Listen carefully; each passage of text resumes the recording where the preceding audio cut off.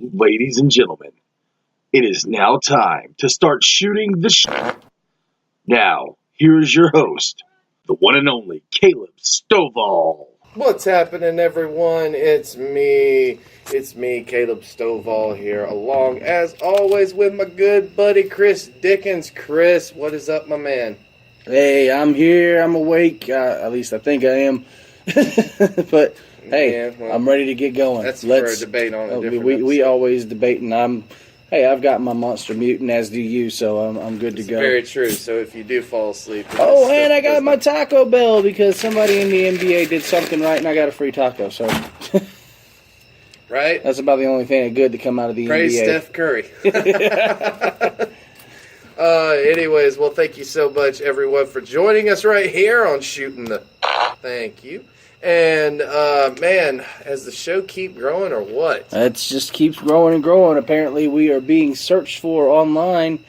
So, you guys are looking for us. Don't worry. We're going to provide you with all the content you can desire. Yeah, and we had some, like we said, we had some scheduling issues getting just recorded the last episode, and then we were not able to get it up on time. So... you're getting two for the price of one. That's right. After you listen to that one, come listen to this one right afterwards. So basically, you just got a double dose. Or if you're listening to this one, when you're done with it, go back and listen to the other one. One way or the other, you're geting two on this week. Yeah, one way or the other. So it works out great. So it's double the fun. You fucked that up so bad. But I don't care. I know, because you're too busy looking at...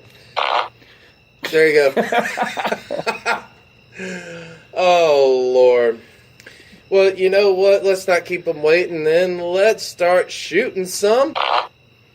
And let's start it off with yours and mine and everyone's, it should be, favorite subject.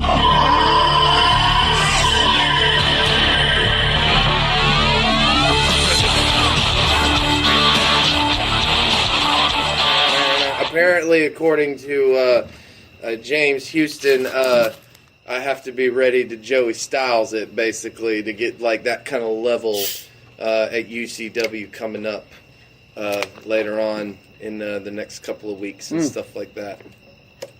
So I can't wait to see who's on the receiving end of that. So. Oh Lord, everybody in attendance. Right, I know. But we'll get to all that in just a little bit or something like that. But let's start it off with the big one, or with the big ones themselves, WWE. We've of course got some big things going on with WWE this weekend. Obviously, we've got NXT TakeOver Chicago, yes, and we have the Money in the Bank, which apparently is going to be 7 fucking hours for some reason. Can I just watch TakeOver and then get the Cliff Notes for Money in the Bank? No. Jesus. Never let me have any fun. I know, right? No, but we'll talk about that in just a minute. But let's talk about Monday Night Raw for a little bit. So when I turn on Monday Night Raw, right? I turn on the TV and everything. I'm like, okay, this should be good. A go home edition. What is the first thing I see? An obstacle course. That's right. I said it. An obstacle course. Kind of like the little mazes that you run through. And it was with Sami fucking Zayn and Bobby Lashley, who probably at this point is going, why did I leave TNA for this? Why did I leave Impact? Yeah, why did I leave Impact for this? The last person I wrestled was bigger than me. He was making a great storyline, and then I come back to do obstacle courses, and this is your family. Yeah. So that was your first impression when you turned on Raw? That was one of my first impressions, so yeah. My first impression when I turned on Raw is I see all the Raw participants for Money in the Bank standing on ladders in the middle of the ring. And, you're gonna go through all of Raw, but this is where I drew the line, is when I heard Corey Graves on commentary with all these people on top of ladders going, "We've never opened up Monday Night Raw like this before." And I'm like, yes, you have. Click, I'm going to bed. That was my Monday Night Raw. I guess I don't know. Maybe I tuned in at the wrong time or something like that. Yeah. The first thing I saw was the obstacle course. I heard about the obstacle course, but it was just like icing on the turd cake. Yeah, pretty much. Yeah, well, I mean, we did have some good stuff. I mean, we had some good stuff from Rollins, obviously, who defended the belt again and is going to defend it on the. See, here's what I don't understand. All right.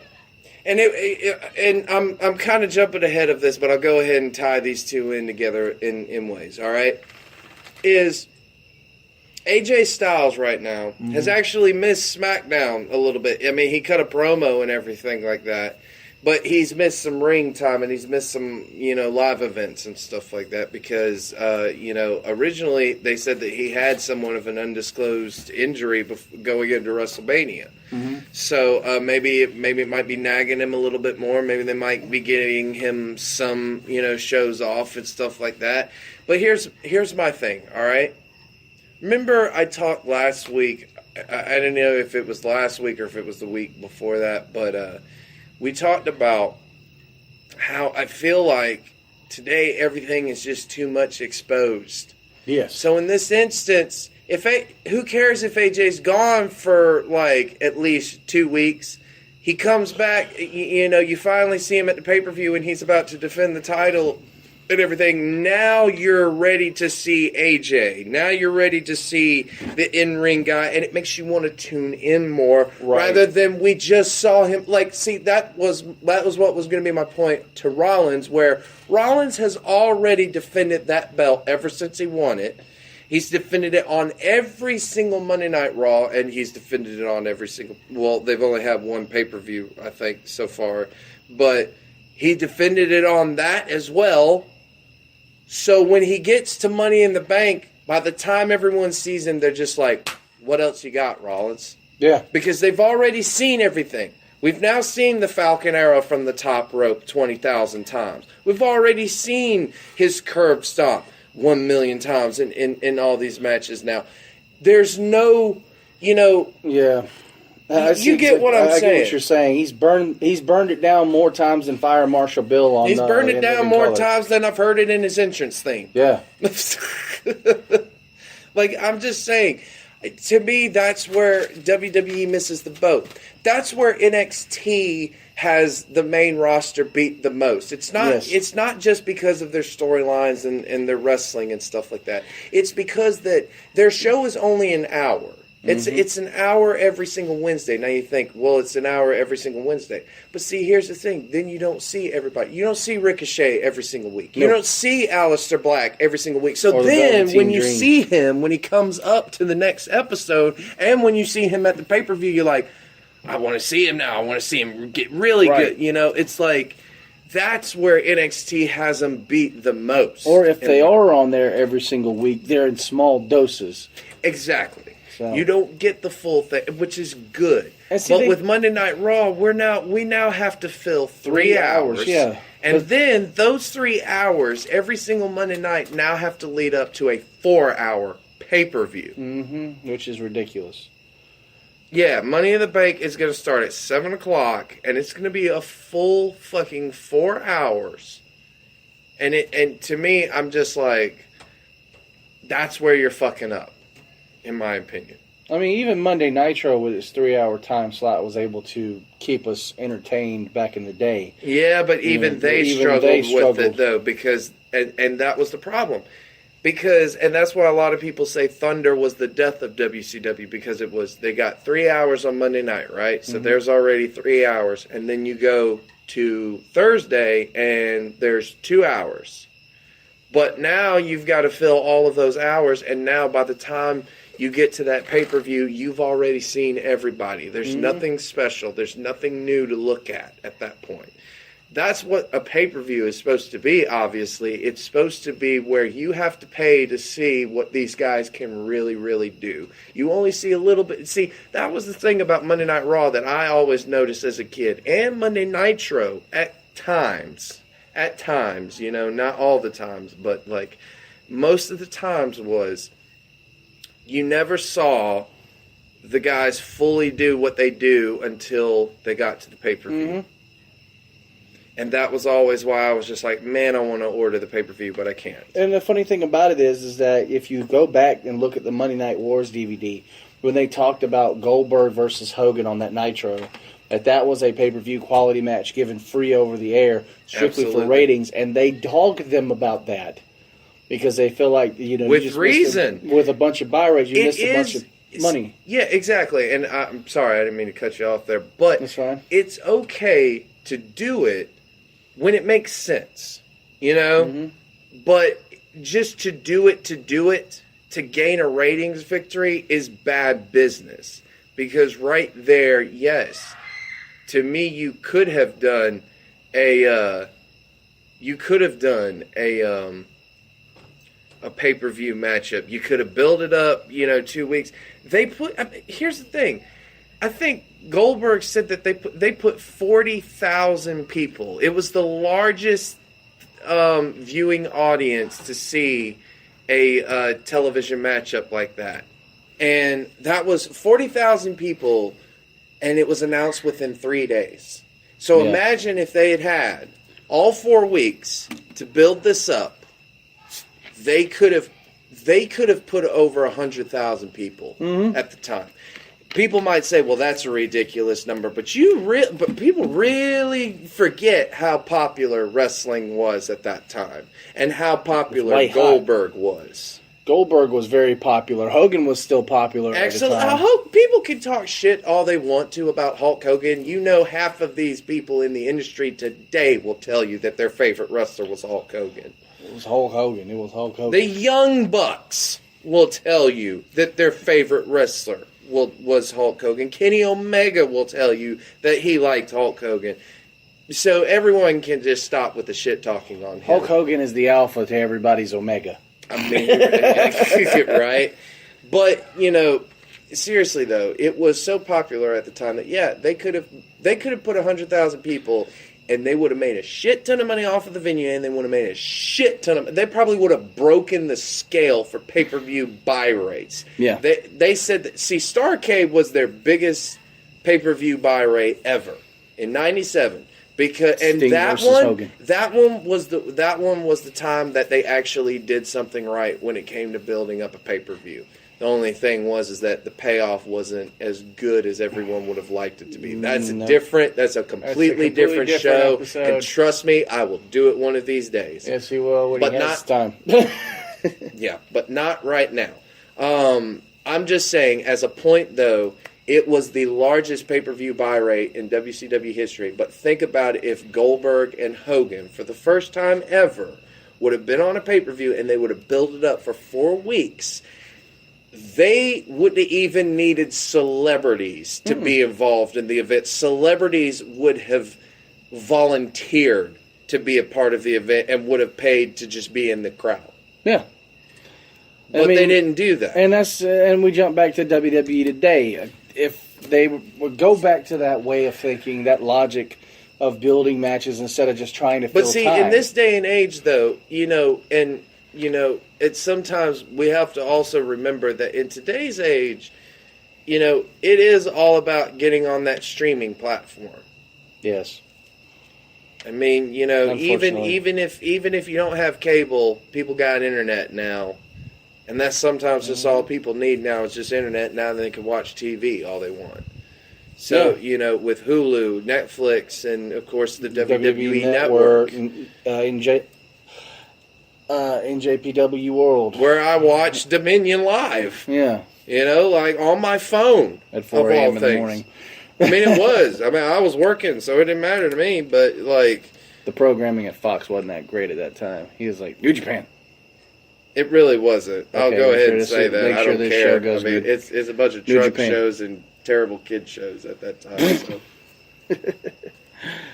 Not to say he wasn't paying attention to his work, folks, but he wasn't paying attention to what was actually playing. I mean, I had it like it was like on in the back. I ain't gonna explain it. Anyways, he still did his job. Yeah, I did. Y'all still got your Fox, even though you wasn't watching. Seriously, ain't nobody watching that damn channel at that time. Anyways. But Yeah, back to what we were talking about, though. Yeah, I was watching, Dominion live on my phone.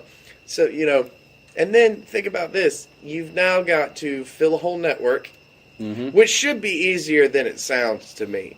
I don't know why. Maybe I'm just, stupid when it comes to that stuff. But to me, you've had numerous TV shows that have been on there and have not lasted more than a season. Like some of them haven't even lasted more than 3 episodes. Yeah. Kind of thing. What happened to the Legends House concept? Why aren't we doing that anymore? It's a good question. Unless it's a costly thing because he has to rent a house and pay all these legends to come out and yada yada. But here's the thing: if they're under a Legends contract, they automatically are obligated to do whatever you ask them to do. Exactly. So, I'm pretty sure Vince has thousands of fucking houses. Well, here's the thing: it might be costly in ways, and I can see that. Okay, here's the thought: stop signing everyone. Yeah. Already when the network was launched, they had to clean house. They let go like half of the roster at the time. Now they want to overfill it and go for more people on the independents and stuff like that. Where it's like, why don't you just focus on the people that you have? This is true. Why do we need to have a surprise return every time the Royal Rumble comes on? Why do we need to have a surprise something? Why do we always got to bring up people from NXT after WrestleMania? Exactly. Especially if they're hot. Right? Like why would you? Well, look at Ember Moon, for example. I agree. She was just starting to get hot in NXT, and all of a sudden, boom, she's on Raw. Well, how about Ruby Riott? For that matter, I thought she was starting to get hot, and then they just boom pulled her up. Yeah. And the same will go if we went to go back to Enzo and Cass. When they got pulled up to the roster, they were just starting to get hot, and they were just starting to learn the ropes and everything. You pull them up to WWE, to Raw, and then you don't know. Because all Vince saw was big ass. Big ass Cass with the baby oil on his back. And that long, slick hair. I like it. I can use that. I'm going to take him, the most inexperienced fucker on the roster, and put him in with the guy that just got cleared after fighting for 2 years to get back in the ring, Daniel Bryan. Yeah, who thought that was a good idea? You know why he's there? Because he doesn't make me SAWFT. God, okay, we just took this on to a new level, so I'm going to come back and... I will say that about SmackDown. SmackDown had some good stuff this week. That was a good go-home edition. We had... Still didn't watch it. Yeah, but we had Jeff Hardy versus Nakamura. That one was a good one, dude. I missed that. Yeah! Oh, I'm fired. That's why I was just like, I figured you would like that. I didn't get to see it. I was at work. So, And then Daniel Bryan versus Shelton Benjamin. And he just spit up. This sucks that I missed SmackDown. And it was actually good this time. I told you. It was actually, those are actually pretty good. We'll talk about it. Go ahead and discuss it some. Well, obviously Daniel Bryan obviously Daniel Bryan and Shelton Benjamin was really good. It wasn't, it wasn't like a 5-star match or anything like that. It was, but it was good for what it needed to be. It wasn't a Dave Meltzer barn burner? No. It wasn't, it was good for what it, needed to be and stuff like that. But the Jeff Hardy and Nakamura, though, was really good. And obviously it ended with Nakamura low blowing again. I'm not getting that. Why are we making Nakamura go to that level? Why does he need to do that? In New Japan, he didn't do that. The way that he was a heel was he was so cocky.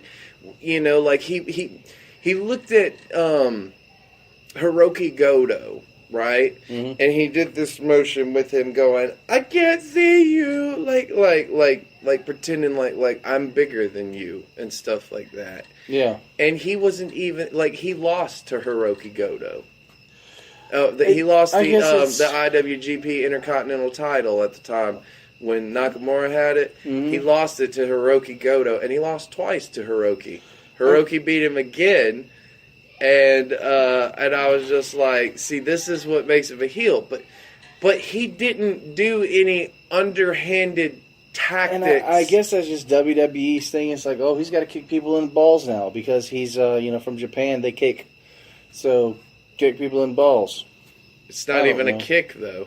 No, it's fucking stupid. It's your typical low blow. Yeah, it's just ridiculous. I guess it's like I said, I don't agree. He's from with Japan. It. Let him hit people in the balls. I mean, I don't agree with it.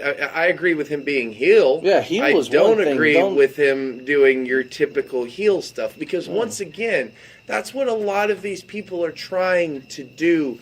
Like when they mean that WWE style or your typical style and everything like that, people who are trying to change the game, they're trying to be heels in different ways. It doesn't. We're in that day and age where it doesn't necessarily have to be that you hit someone below the belt or you do dirty, underhanded tactics. Those help, obviously. Yeah.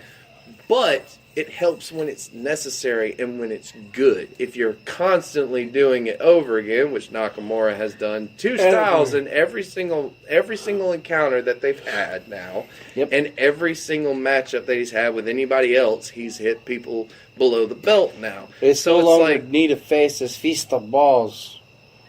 Right. It's stupid. But like it's just where, to me, he could have been a heel, but he could have just been the cocky heel that just got under everyone's skin, and that it's just, man, it's hard to beat him because of his lethal kicks and stuff like that. And then the rest does itself. Exactly. But WWE doesn't see it that way. They have a formula. We got to follow it. It's got to be this way or it's not going to work. But it's not necessarily even that I don't necessarily believe that they have a formula that necessarily says that. I just believe that they have minds that's the only way that they read. And what I mean by that is, like, they have Road Dogg on their creative team for SmackDown, at least. Mm-hmm. He's been the one. He was actually one of the ones that helped book this Nakamura and Styles feud. That's why a lot of people are kind of, pissed at him these days and stuff like that, because it's kind of been lackluster at best. And it's like I believe he thinks the old school way.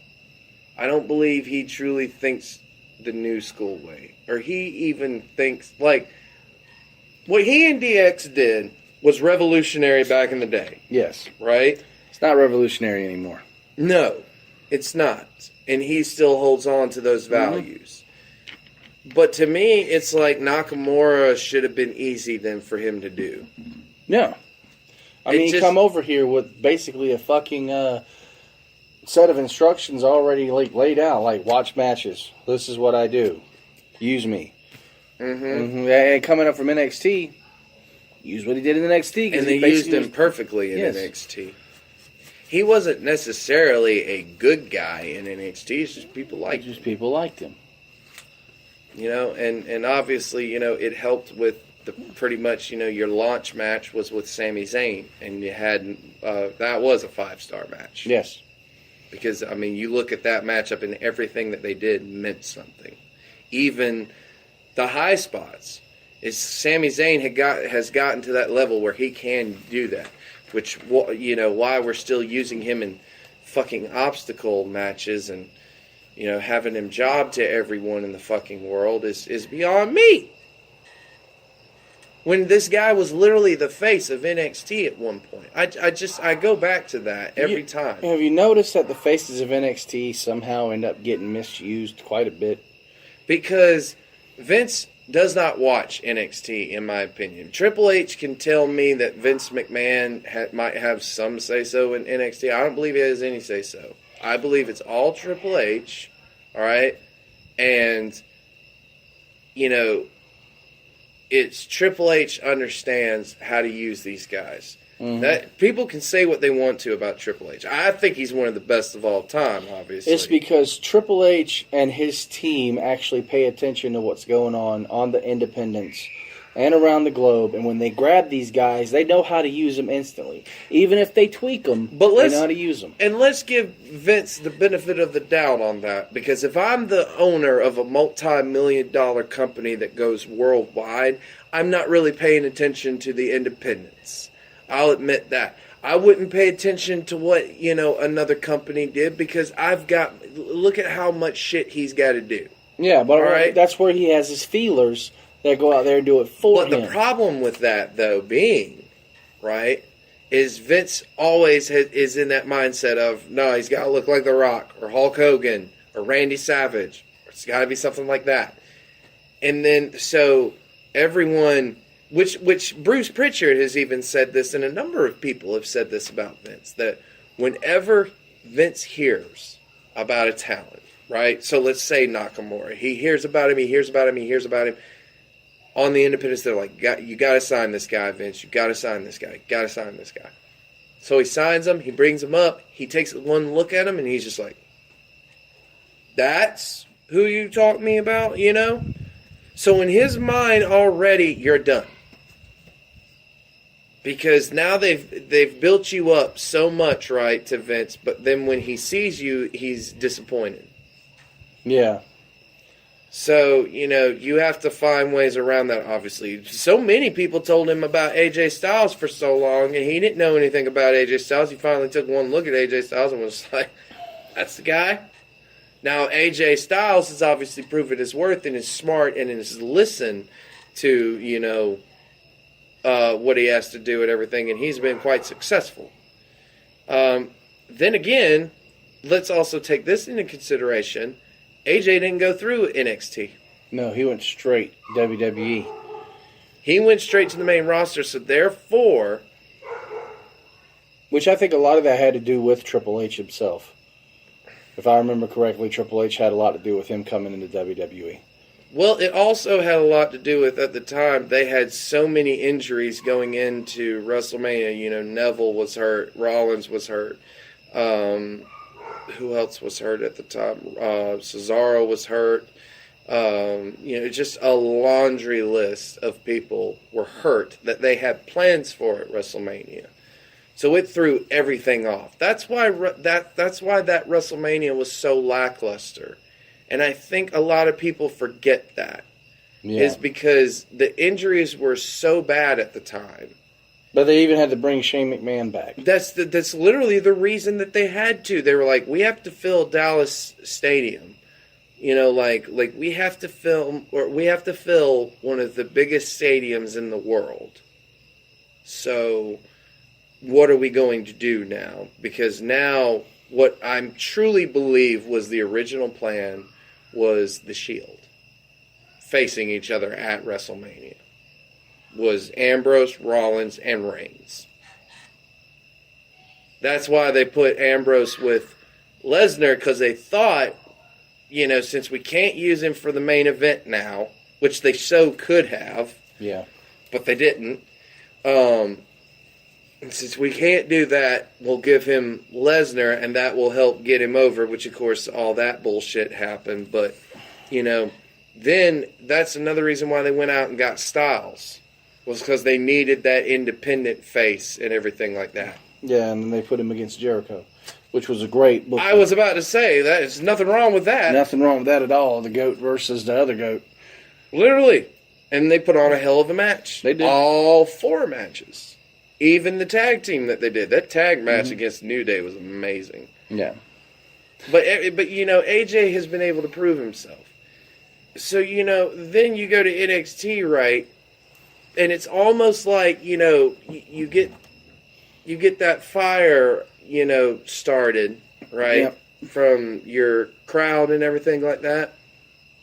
And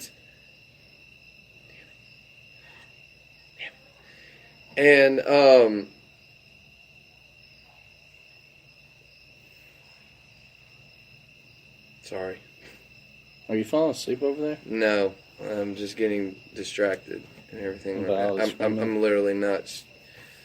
That and like I saw you doing this, so like yeah, my I neck thought started hurting.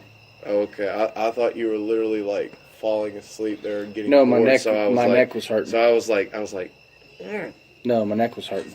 Oh, okay, all right. I do want to get it done though, because it's getting late. I know, I'm trying. Anyways, so start again. You go to NXT. So you start in NXT and you get this fire under you, right? But then you're brought up to the main roster and that fire gets put out. Almost instantaneously sometimes. It literally does. Look at Balor. He had that fire under him. The minute he went up in the main roster, boom, it was done. Gone. They don't even do the demon no more. Not necessarily. Not right away. Not necessarily. In ways, in ways it wasn't really anybody's fault. That was another reason that WrestleMania was lackluster, because they had plans for Balor. No, that was Orlando's WrestleMania. My bad. So Balor's wasn't really anybody's fault. That's just an injury, and that shit happens, unfortunately. So the minute he wins the belt, his fire's put out pretty much on its own. But Joe's, what has he done other than challenge Brock Lesnar, which everyone says that they need to do again? Yep. And that's it. And did anything. Just picks random fights with people. Exactly. And the way he was brought up was even stupid. He was brought up as Triple H's right-hand man against Rollins. Yeah, which I didn't understand. That Why is Joe anybody's right-hand man? Joe should have came in like Joe came in TNA. It's just a dominant, badass. Destructive force? Exactly. They didn't even say that he was a bad guy in TNA. The only time that they tried to do that was when they tried to do that thing with Daniels and then like they challenged AJ, which was a really interesting concept. It was he broke the code of the X division. That was a really good storyline back in the day, and that was like the time that they tried to make him heel. But then right after that, he went back to face and everything like that. So, but yeah, that's the way Joe should have been, done. And then where are the authors of pain? They did a couple matches and then gone. They get rid of, Paul Ellering on WrestleMania night that they debuted. Yeah, and then nothing else. Nothing else. They haven't done shit since then. I mean, even the Revival. I mean, we had Cody Rhodes running around screaming, fuck the Revival. WWE did it for him. They sent him right back down to NXT. I feel like they did it to themselves, though, in a way, because they're injury prone. Yeah.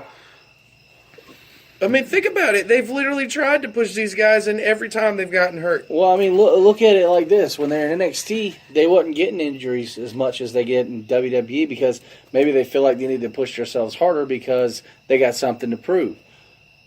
Because of what we're talking about right now. They are small guys. They have the old school mindset, but they're small guys. So now if they've got to prove themselves against teams like the Bludgeon Brothers, which Vince probably has a hard-on for because they're big guys. Which they should have just stuck with the Wyatt family, but that's another episode. It's just, I don't get WWE's, and it's not just it's just Vince McMahon in general. His mindset these days on the way the shows go and who should be where and how people should look it's just too cliche 1980s, 1990s. And what sucks too for a lot of this stuff is there's some good matches on Raw and SmackDown. It's hard to watch it when you have to just sit through constant 3 hours. That's why Hulu's the best option for it. I agree. It shortens it for you and everything or just go on the YouTube. They have the highlights of the best stuff. Exactly. So, that's one way of doing it. And, like I said, SmackDown's obviously good and stuff like that. And then, of course, we had NXT this past Wednesday, which was really good. I'm not going to go over the whole entire show, but we did have that confrontation between Aleister Black and Lars Sullivan, who has already blocked an attempted Black Mass. Yeah. So Aleister's in trouble. I like everything NXT does. They have the old school booking, but then they also mix it in with the new school. I mean, just look at I think it was last week with I think we covered it, Velveteen Dream and Ricochet. Oh my God, that might have been one of the greatest segments I've ever seen in my life. Yeah, and you said you talked to. I did. I talked to Antoine Brewer, and he said that it was unscripted.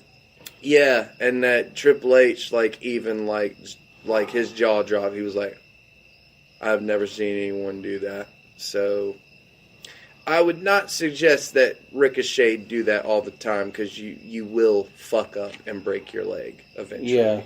You will slip on that. So I would not suggest doing that as a regular occurrence in the WWE. No, it just made perfect sense at that moment. It was one of those spur of the moment things that he automatically felt the crowd. And that's the thing about NXT is these guys are actually given a little bit more leeway. They are. But they are told if they're doing something wrong. Like you said, Brewer said that Triple H told him, you didn't let it sink in long enough for the crowd to grasp it. That's exactly what he said, and I agree with him. Yeah. He didn't let it sink in a little bit. He just walked straight up to Dream and was like, show me. Yeah, show me. What he should have done was let it sit for a minute, then walk up to him, or not even have said anything. All he had to raise his arms up.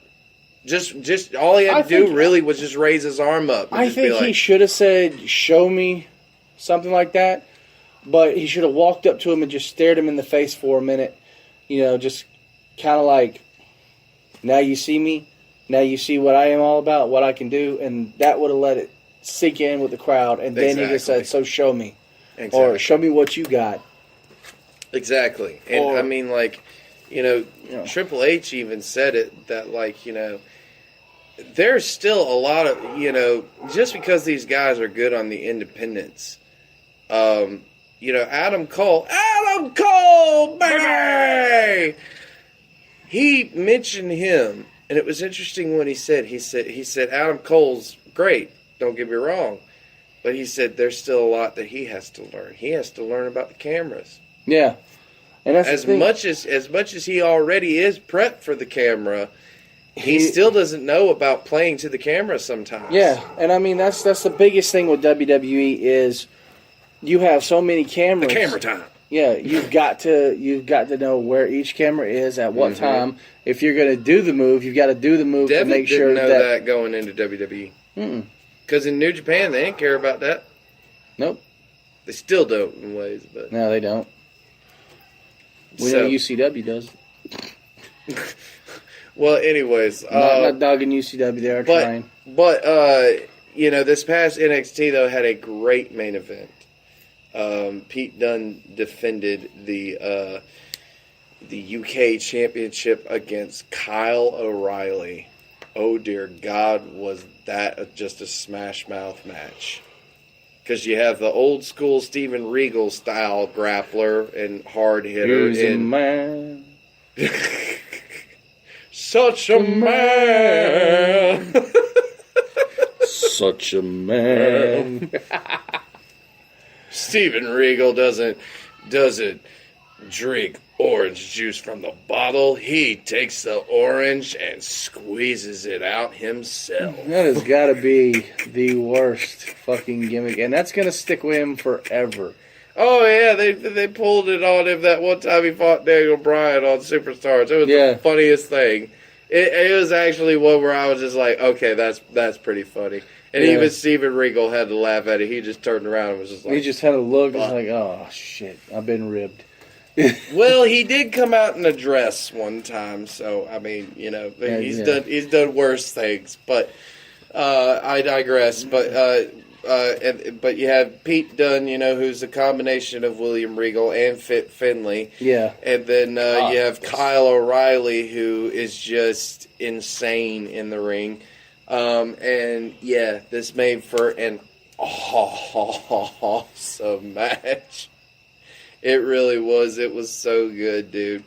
And of course, Pete Dunne retains it. It's going to be more stuff coming up at NXT TakeOver. Of course, we got Lars Sullivan versus Aleister Black for the NXT Championship. That's going to be a good one. And Velveteen Dream versus Ricochet, which I'm prepared for a spot fest. Well, for the most part, because it's Antwan Ricochet. Brewer might be refereeing that matchup. That would be awesome. I like to see where his mindset is when he gets in that ring. He starts seeing all these moves. He's probably going to be like, wow, that was... Oh, I'm supposed to count. 1, 2. Right? You get so, like, fucking distracted by the moves and shit like that. So, and stuff like that. And, of course, I believe we have... Oh, no. Okay, yeah. So, there's Danny Burch and Oni Lorcan versus... well, actually, I think it might be a 6-man tag, if I'm not mistaken. Yes, it is. It's a 6-man tag. Oni Lorcan, Danny Burch, and Pete Dunne versus Adam Cole and Kyle O'Reilly and Roderick Strong, the Undisputed Era. I believe if it's not it, then it's a tag match, and then it's Pete Dunne versus Adam Cole or something like that. But I'm pretty sure I read that right. One of the matches I am looking forward to seeing, once again, I do believe it's a street fight this time. Oh, Johnny Gargano. God, right? Because anytime these two get in the ring together, it's pretty much like Austin and Rock. Yeah. It's Ricky Steamboat and Ric Flair. It's Sting and Ric Flair. It's Sting and Ric Tommy Flair. Dreamer and Raven. It's just those two.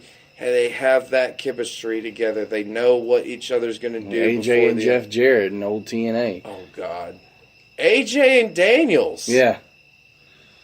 You know, AJ and anybody. AJ and Angle. Yeah. Oh. No. You talk about two complete opposites. That was an actual one. Yeah. Those two had never touched, horns together. How about Joe and Angle? Yeah. The headbutt heard around the world. That was amazing, though, the way that they did that. And then they ruined it by Joe losing. That's a different episode, though, for a different day. So, but anyways, it's going to be good. Oh, and a women's matchup between Shayna Baszler, the NXT women's champion, and Nikki Cross. What was crazy is batshit. So that's going to be a good one.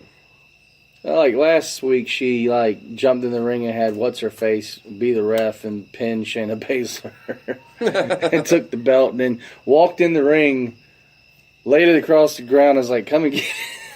Yeah, and she looked at her and went ah! And Baszler kind of backed off. And she just laughed at her. Then it looked like Baszler was going to come at her. And then Nikki just jumped on her, and then they went at it and stuff like that. It was great. I'm liking what NXT TakeOver is going to be good. Could it be the first one that's going to be bad? Probably not. Nah, doubt it. I just doubt it. They're just on too much of a roll. This is going to be the first Money in the Bank that's going to be bad? I'm betting 50-50 on it. Well, I mean, I will say this, though, about Money in the Bank, as we are now going into Money in the Bank. I will say this, that those matches do a good job of us not knowing what's going to happen. Right. We don't know who is going to win the Money in the Bank. Right, and that adds a little appeal to it. And, there's just, oh, my God, moments that they have, in most of these matches. But, is that the only thing we're banking on? I mean, I don't want to see AJ and Nakamura kick each other in the balls again. I'm hoping they have a damn good match this time, and it's a straight, clean match. I don't see how it cannot be a good match. With the two of them. It's a last man standing match. Kicks him in the balls, the dude don't get back up. Okay, we just ruined the whole fucking feud. I mean, to me, we don't even need a gimmick match between the two of them. Just need a regular match. There are some matches that need gimmicks. There are some feuds and some rivalries that need gimmick matches. Johnny Gargano and Tommaso Ciampa, street fight, yes, and an unsanctioned matchup, perfect for the feud and everything like that. And this is supposed to be the end all. And Styles as the last man standing doesn't make any goddamn sense to me. No, even as they were set up at the last pay-per-view to do it, which still didn't make any sense because it was a no DQ match, anyways. Bad booking. I'm looking at you, Brad Armstrong. That's Road Dogg, by the way, just in case you didn't know. That's for them in case they didn't know. Yeah. Well, Who I happened to watch today, not changing the subject, but I watched old TNA and him with his dad, Bob Armstrong, and the James Gang going up against LAX arm wrestling contest. Really good. Really? Yeah, it was on Pluto TV. Was it on? It was Lockdown. It was an old Lockdown. Oh, 2004, okay. 2005. I can't remember. I remember that. That's a completely different thing for a different day. But speaking of old TNA, how about last week we talked about something else to wrestle with Bruce Pritchard, right? Yes. So we said that there was some creative differences. I didn't know what that meant. I didn't know if they meant the network themselves or anything like that. If you haven't seen it, go and watch the WECW video of Bruce and Conrad. Bro, you might think that they hate each other after that episode. I mean, they got at each other on that one. But mostly because Conrad kept fucking, calling out Bruce on shit and everything like that. And he kept doing it in a way that was like he straight up said, "Oh, fuck you, Bruce. That's such a bullshit answer." Like he said that on the network. So I'm like, ooh, all right. Well, he probably had some differences with the network as well on that one. So then they kept teasing that, well, we definitely don't know if we're going to be back after this episode, because what was their subject? It was AJ Styles. And I thought, okay, well, how are they going to talk about AJ Styles when Bruce doesn't work for WWE? So he doesn't know what's going on with AJ and WWE. No, they were talking about his time when Bruce Pritchard was in, I cannot believe I'm saying this next sentence, TNA. And AJ Styles, they did a promo with him backstage, and they, he's like, and my pick of the week is where they're talking about, and on something else to wrestle with, and he says, he just goes, they're talking about TNA? And he just shrugged his shoulders and was just like, can I say that? And, yes, they were talking about his time in TNA. And once again, just like they did with Table for Three, they used Impact footage. And not just still photos, actual clips that advertise the Global Force or the Global Wrestling Network. And I'm just sitting here, I'm mind blown. Every time I see it, I just can't get over it. Yeah, I'm guessing that's, more on Impact Wrestling side of things, that they're more willing to work with other promotions, and WWE's just utilizing that. Right. I mean, guaranteed, if they had the chance to buy that fucking library, they'd snatch it up in a heartbeat. No ifs, ands, or buts. But I mean, also at the same time, Jeff Jarrett still owns a portion of that company. So who's to say that they don't already have a lot of the library? Bingo. It's like, Jeff, we'll put you under WWE Legends contract. You're Hall of Famer now. We own part of that library. Which you don't have to sign a Legends contract to be a Hall of Famer. No, but they'll put him under a Legends contract anyways. Like WWE ambassador. Obviously. But, which is just a bullshit way of saying we own your ass, you can't go nowhere else. Right. But, talking about this, though, I'm watching this episode, okay, and I'm thinking, all right, well, let's find out about Styles and TNA and stuff like that. It really seemed like it was more of an opportunity to talk shit about TNA a little bit. Not from a WWE perspective, but just from Bruce Pritchard and Conrad, in their sense. They didn't really give a lot of good credit to TNA. And that's my biggest problem when they've talked about TNA, is they said that they're going to be fair and biased when it came to TNA, but I'm just like, all I keep hearing is negative shit. Like, what were some of the negative things that they were saying? Well, for one thing, they didn't focus on AJ Styles a lot. They focused a lot on other things with the company that didn't have anything to do with AJ Styles. They focused on the issues with the Carter and stuff like that. They talked about, who the fuck did they talk about that had nothing to do with AJ Styles?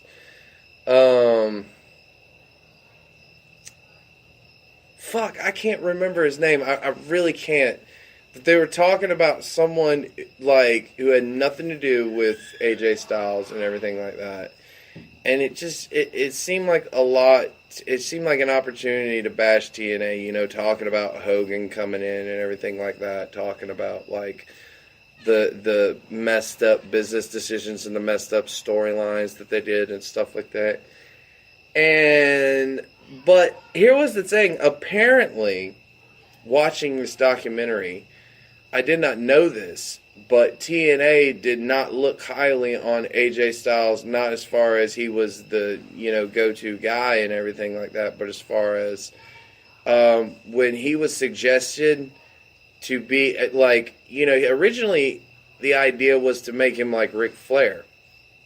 AJ was not comfortable with that, not just because they were asking him to try to be Ric Flair, but because they were trying to ask him to not only bleach his hair blonde, which would not have looked good with AJ, no, and then they tried to have him talk about stay up all night and women and stuff like that.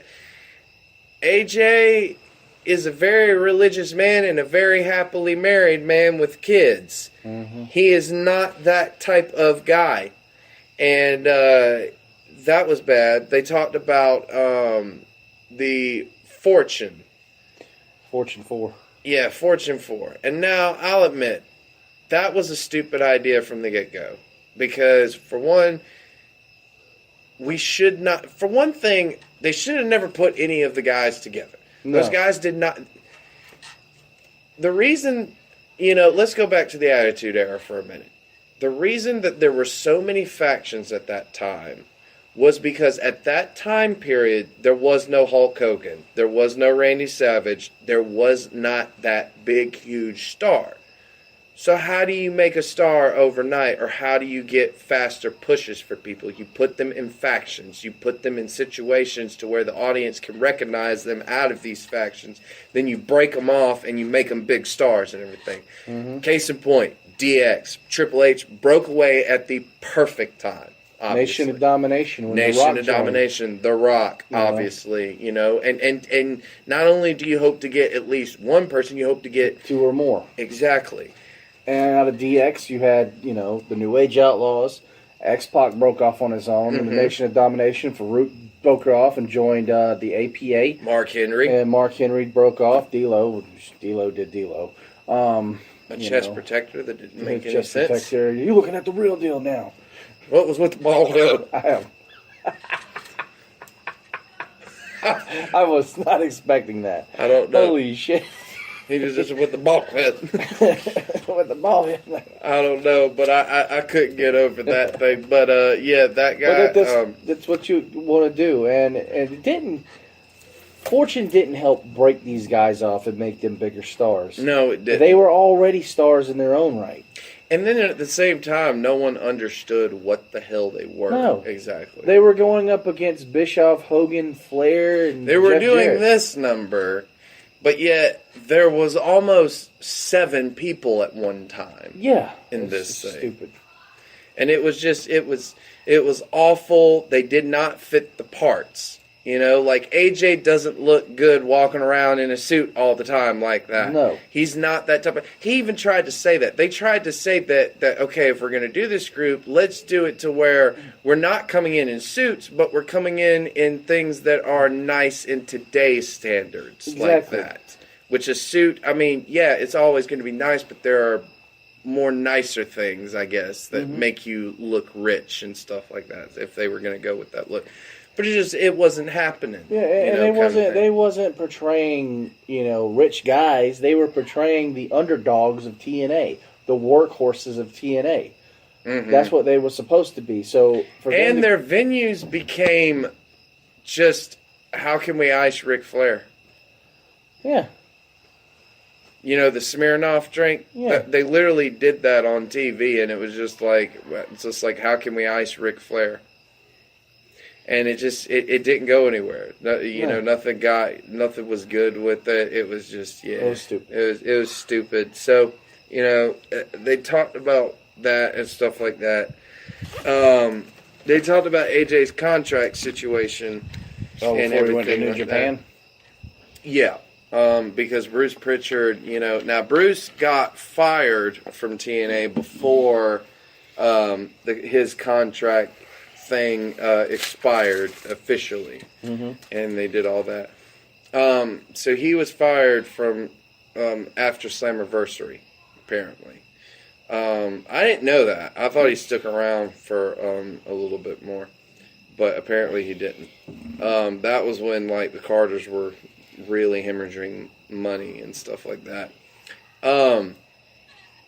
The thing though is that AJ, you know, obviously felt like they didn't want him and everything like that. Now Bruce Pritchard was told though about AJ Styles, saying that he was not a guy, like all he wanted to do was high spots and he doesn't listen, and that all he wanted to do was high spots and wrestle with his buddies and stuff like that. So sounds like most of the guys on the independent circuit in Georgia. Right. But you know, so there was that, and then Bruce Pritchard, after quickly getting to know him, realized that that was not the case, that AJ was actually very receptive to ideas. And the fact of that he didn't want to do these ideas because he was just like, look, I'm not Ric Flair. I'm a happily married man. I have children. I don't want that perception. I don't blame him, you know? Like, that, like I don't blame him. Don't make me something I'm not. Like, Ric Flair might be cool to, you know, people in that thing. But that was Ric Flair. Exactly. That's who he was. Exactly. That was the lifestyle he lived. When AJ Styles said it, I remember they tried to make him say it in a promo, and he did say it in a promo on one of the Monday night episodes that they did. And the crowd literally started chanting, "You are married.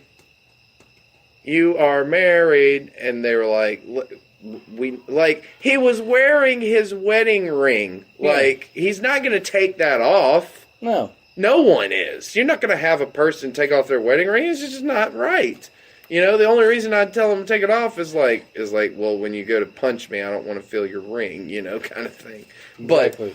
But getting back to it though, so Bruce, you know, gets fired and everything, but before he, you know, got fired, one of the things he wanted to say was he was just like, I'm not feeling you, AJ. I don't believe you. You know, like, and it wasn't that he was saying that you don't have any talent, but he's saying that I don't believe that you think that you can be the face and stuff like that. I don't believe you think that you're that good. And apparently AJ cut a promo on him or something, and Bruce went, dude, if I could get that guy can be a star. Which is the AJ that you see now in WWE and stuff like that, and the one that dominated in Japan and stuff like that. Because when AJ Styles figured that out, I mean, you saw what he did with the Bullet Club. That thing went worldwide after that. And then, you know, obviously, you go into Omega WWE, and every time you see him in a promo, it's like we're on SmackDown, the house that AJ Styles built, and you believe it. And SmackDown's been around. SmackDown was created when The Rock was in the Attitude Era. So that alone right there, something that The Rock made, and AJ Styles is saying that he built that house. Yeah, and people believe it. And people believe it. People believe it. People actually forget that SmackDown has already been a show. Yeah, SmackDown was a show thanks to The Rock. So, his little creativeness. That right there should show you how good AJ Styles is and how valuable he is. You know? It's a shame that TNA just wasn't able to bring that out of him. They tried, I don't know if they tried to or anything like that. I thought, though, that you know, the turning point for AJ's career was when he went to that bitter AJ. Which is what I felt like he needed to be all along. I kept thinking, why hasn't anyone done this already? Yeah. Because it clearly wasn't. And I maintain that the Dixie Carter storyline would have been better had it been with AJ longer. Had AJ stayed just a little bit longer and they would have gotten like a good few months out of that, they could have probably come up with some good stuff. Because here was the thing. Unlike Austin and McMahon, you know, I mean, you look back on that, that's obviously a show and stuff like that. But here, with Carter and AJ, you would have had something that people are like, wait a minute, I wonder what's fake here, because, you know, there's obviously bad blood there. You know, it's not like AJ probably has some resentment towards Carter. So, exactly. And it would have been some phenomenal television time. I mean, don't get me wrong. I love the whole thing with Bully Ray wanting to put Dixie through a table. It was entertaining, and when the payoff came, it was great. With the exception of her botching the fucking table spot. But if it would have been her and AJ, that would have been fucking television gold. And they probably would have started making money again. I agree. I mean, I truly thought that, like, if you could get these two together, then, like, maybe you could make a cool storyline out of it. And you could have had Dixie with her cronies try to stop AJ and everything. They take the belt away, and then AJ comes back and takes the belt exactly again. It been great. That typical storyline. It would have been your typical storyline, but at some points in there, they would have cut a promo in that ring to where people would have gone, whoa. Now, Was that scripted, or was that, like, did AJ just get some stuff off his chest, and did Dixie just get some stuff off her chest? If WWE was smart, which we've seen their track record, if we ever have another superstar shakeup, and AJ was to go to Raw, say, and then Kurt Angle be fired, and Stephanie brought in Dixie Carter as the general manager of Monday Night Raw, they could work off that old feud if they wanted to. See, whenever anyone brings up Dixie Carter, though, the one thing I hear is she has the Vicky Guerrero heat, which is the go-away heat.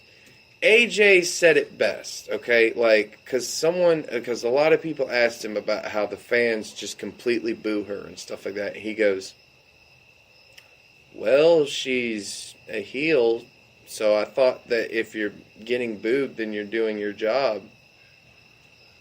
And I was just like, well, that's a good point there. Dixie wasn't trying to be like, people were saying she couldn't cut a promo. Okay, what does that mean? Yeah. What does it matter? Maybe Are they booing? Are they booing? Yeah. Because when Kevin Owens comes out, they don't boo. When Adam Cole comes out, I love Adam Cole, don't get me wrong, and Adam Cole's one of the best today, but do they boo? No, they don't boo. They fucking cheer. They sing his goddamn thing, his catchphrase with him. If you're a heel, people should not be saying your catchphrase with you. Not a snowball's chance. But then Dixie Carter gets out there, actually gets booed, and people are like, that's bad. That's bad. She's got heat on her. That's the point. Like seriously, like mind blown. Like I love the internet wrestling community. I don't understand it. It's a bunch of 12-year-olds who think they know the business. Like Vince McMahon never got cheered. You, Dave Meltzer. Vince McMahon never got cheered in his life when he was that heel. No. He was a true heel. That's why people say that he is the greatest heel of all time in ways, because he literally never got cheered. Even when they tried to turn him face during that Union thing, during the Attitude Era, didn't work. The people were not buying it. They were like, dude, we've literally seen you mess with this man's family. We're not buying it. Mm-hmm. So even at the recent Raw anniversary show, they were cheering him. They will, out of him. They'll do the bowing thing when his music hits for one thing, but then a minute, Vince McMahon knows how to get them against him. Yep. Vince knows how to do that on a heartbeat. Mm-hmm. He has no problem doing it. And that's why I say he is one of the greatest heels of all time, because literally he never got cheered. Neither did Dixie Carter. Nope. Neither did Vicky Guerrero. Nope. But yet they have the go-away heat. Well, then I'm sorry. I'm going to put that as heat. Yeah, it's just heat in general. I'm going to put that out there because, okay, y'all want something to boo? Y'all want a true baby face? Boom. Exactly. And that's just what I just don't understand that and everything like that. But it was really interesting. Check it out. Something Else to Wrestle with Bruce Pritchard. And it's on the network. And they are talking about TNA. And they've got Impact footage. And, they're talking about AJ Styles. It's a good read. And if you really want something entertaining from that, go and watch their WECW. Because it was insane. So, yeah. And then we've also got some MLW wrestling. If you want to know where to check that out, go on YouTube. It's up there for free. You don't have to have BN Sports. It's on there for free. MLW wrestling. And they've got some good stuff. Shane Strickland is the heavyweight champion. And right now he's in a feud with Pentagon. Wow. So they've got that. They've got Filthy Tom Lawler. Tom Lawler in wrestling actually makes for an interesting thing. And guess who one of his people is in his camp that's actually really good, who could cut a promo that I'm like, how the fuck did they not see this in WWE? Simon Gotch. Wow. I'm not kidding. The dude can actually cut a promo. He has personality, and he's very unorthodox in the ring. Why did they not do anything with him in WWE? That's the WWE curse, I guess. Well, he did good. Guess who debuted that I don't know how I feel at times, but Rich Swann. Yeah, I remember hearing about him debuting in MLW. Yeah, I'm not too happy about it. Well, he's also debuting in Impact as well. Yeah, I heard something about that. Okay, here's why I'm not too happy about that. Because literally about 2 months ago, you contacted all of your independent bookings and said that you were retiring. Mm-hmm. You didn't say that you were getting signed to Impact. You didn't say anything about Ring of Honor or MLW or even getting signed to WWE again. Mm-mm. You said that you were retiring. So what happened to that? The Terry Funk bug, I guess. You say you're going to be gone, and then a few months later you get that itch and that drive, you just jump back into it. It's crazy. I don't know. I kind of think his image has been stained, if you know what I'm saying. Like that. Well, it isn't as stained as Enzo Amore with his rap single. Oh, God, that was the most horrible fucking thing. I was just like, wow, you really showed her. You idiot. Yeah, you really showed the system. But anyways, yeah, so MLW Wrestling is going to be... And Lucha Underground just premiered its Season 4. Season 4. Yeah, and they're in a new temple. And I don't think it's Dario Cuerdo anymore. We'll have to talk about that on another time. But, yeah, some good stuff coming there from Lucha Underground, MLW. Support other wrestling people. Support it. Also, Impact Wrestling, we've got the Eddie Edwards, and now apparently he's just gone full psycho because he's now attacking Tommy Dreamer and stuff like that even. You called it. Yeah, I did. So that obviously is happening. Then also, I showed you this, Chris, because my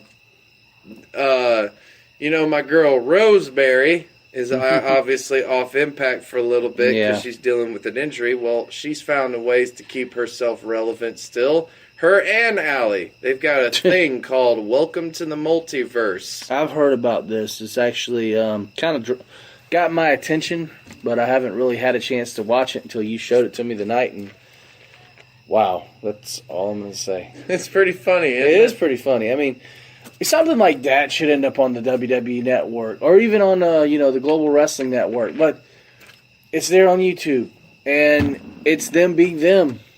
It's perfect. It just the right blend of everything. I mean, I got a kick out of it when she's running down the hall.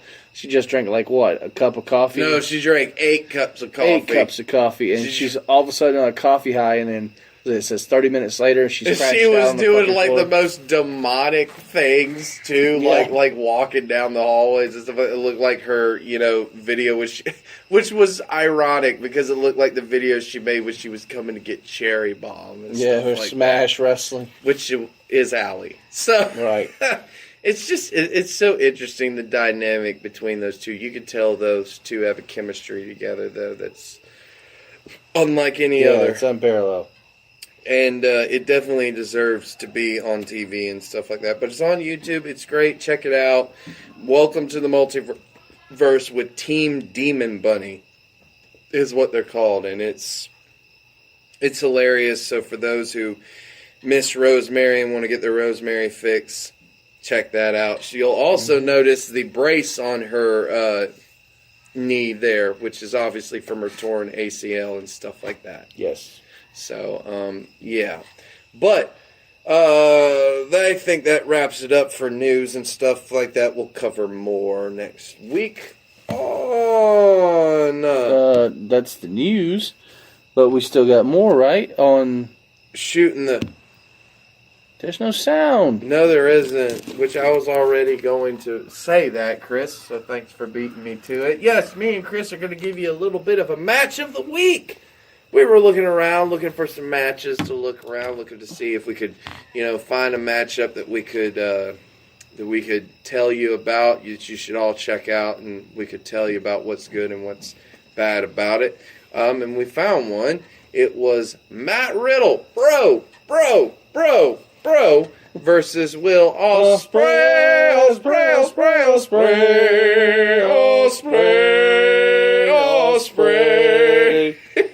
That is literally like everything that was chanted in this whole, and they were singing some song. I don't even know what. I don't even know. Yeah, I couldn't understand what they were saying. Yeah, Who knows? The announcers didn't even acknowledge it. Like no, they just said they made like statements like this match is so awesome. Will Ospreay is watching it.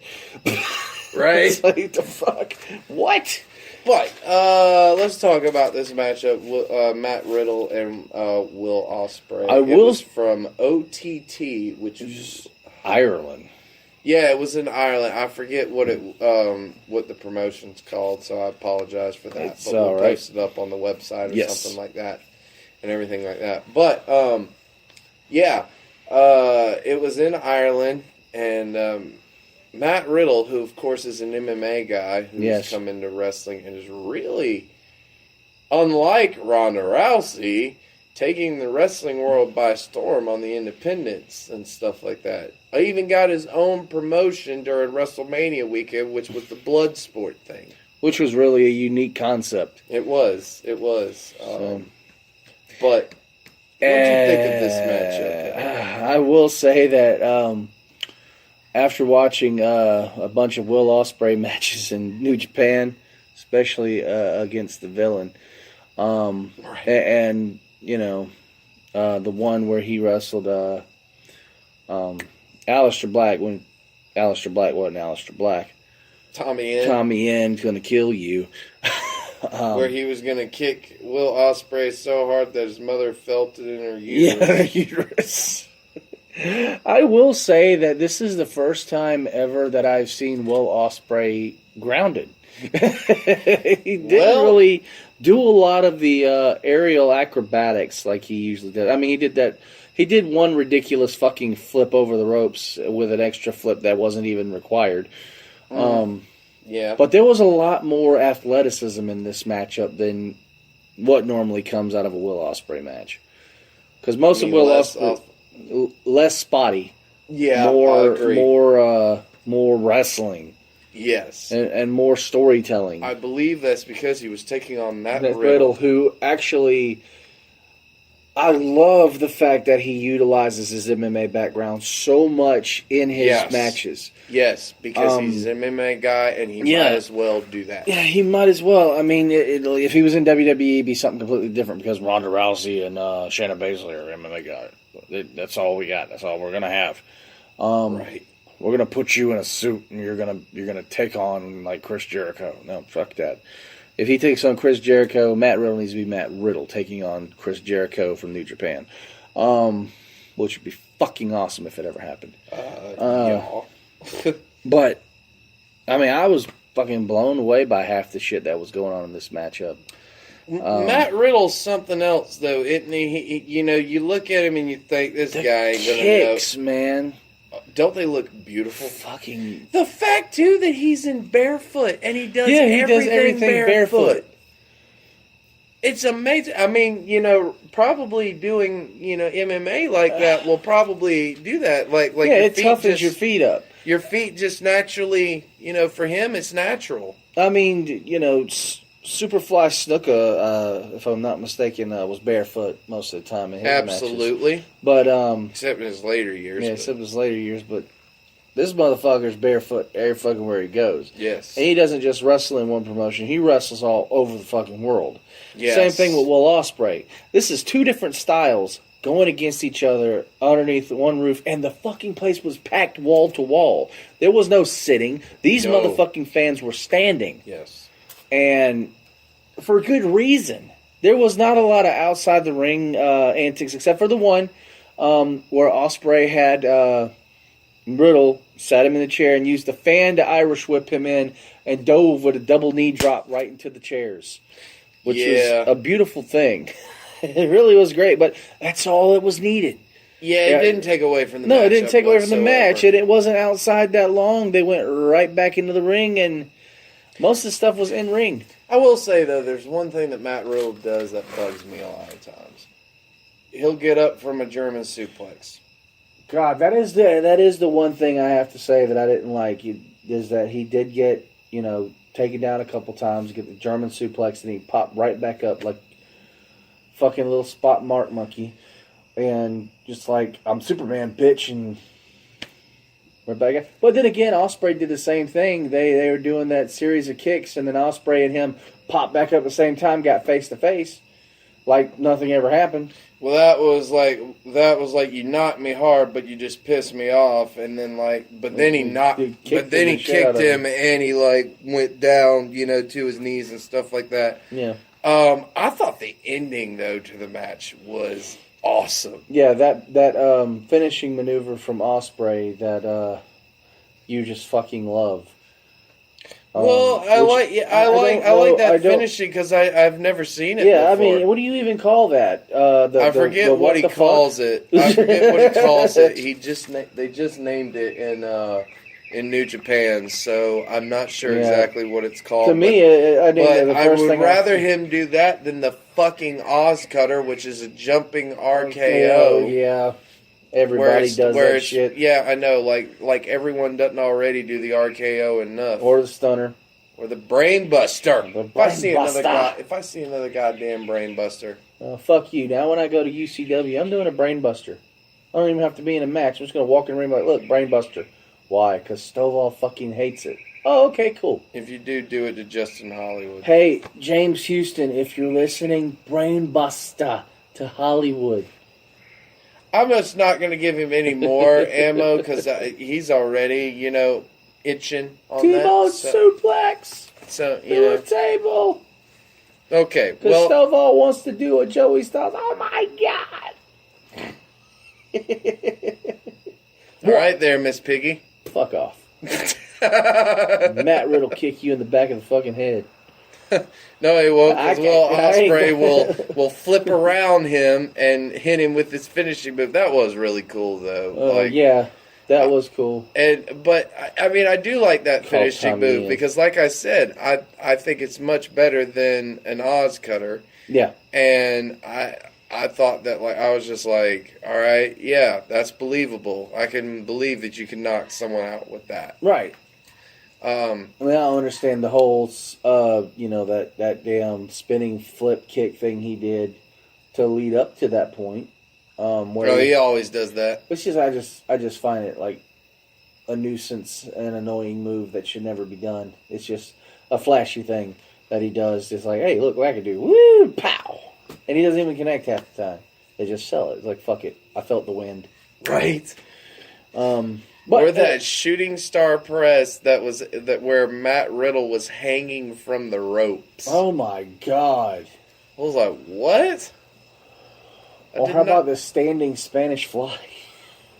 Well, that one was crazy. Yeah, I'll admit that. But a lot of the stuff that Will Ospreay does is crazy, and half the time when he's even taking the fucking moves, you're just like, oh Jesus, fuck! Right? He's landing on the back of his neck, or him and AJ Styles have this inept ability to make it look like they just got fucked beyond repair. Right. Or if I had to go back to the old SWF guys, like Oz Knight and Charlie Canfield and all them, you just got effed.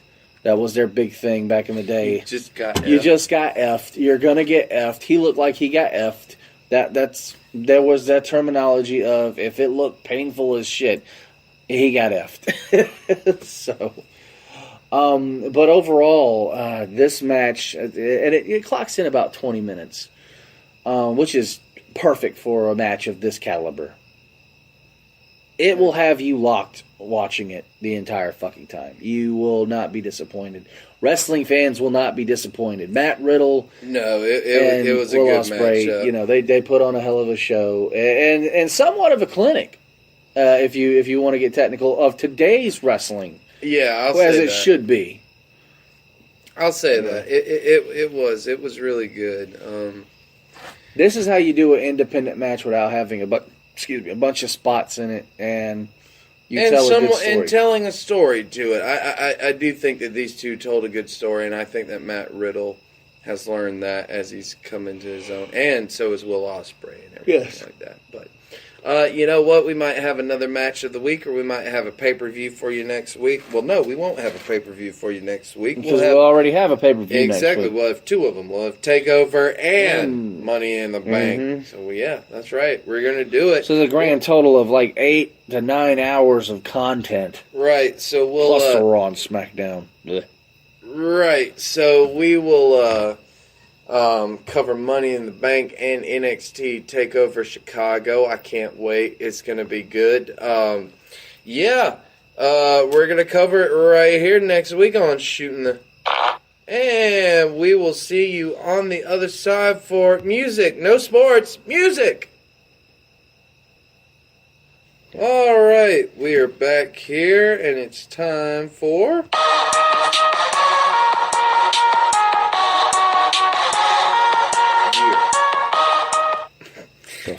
Fuck was that? Yeah. Shut up. It's I'm gonna replace I that with a Tech 9 track later. Yeah, we do need to. We might as well. Might as well. Might as well. But Einstein Tech 9 2 triple zip. Okay. Anyways, I don't give a fuck. speaking of Who that, got this motherfucking house on lock? You done there? Yeah, I am. Okay. I'm done white boying Tech 9 up. Okay. Anyways. Yeah, speaking of which, let's talk about his two albums, right? That I've been looking forward to covering. We have covered this album before, but we're going to kind of go over it a little bit again because I found out some backstory behind it. Yes. So that made me want to cover it even more and listen to it even more.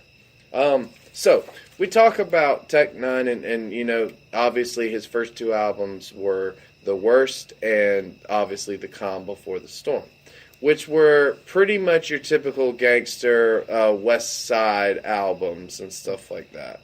The genre of the time. Yes, absolutely.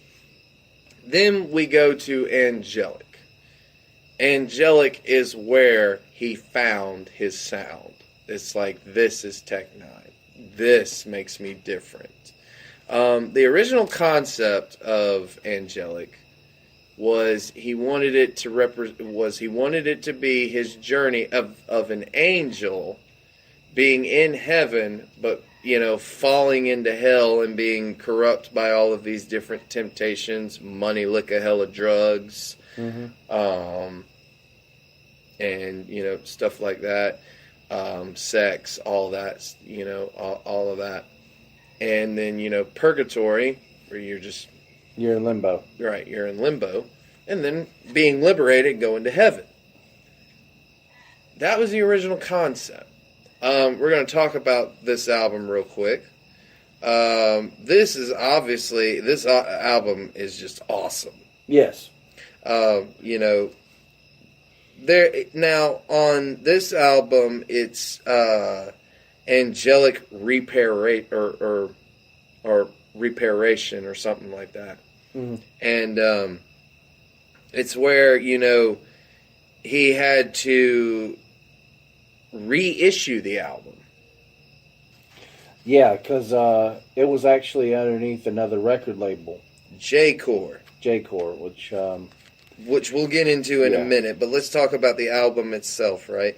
Since this album was re-released, it was re-released with somewhat of a different track set on it. It starts off with Devil Boy, where originally the album just opens up with Elevator, which is just the elevator, going down or going up and stuff like that. And then it goes into one of my favorite songs, as you know, Tormented. Yeah, Tormented.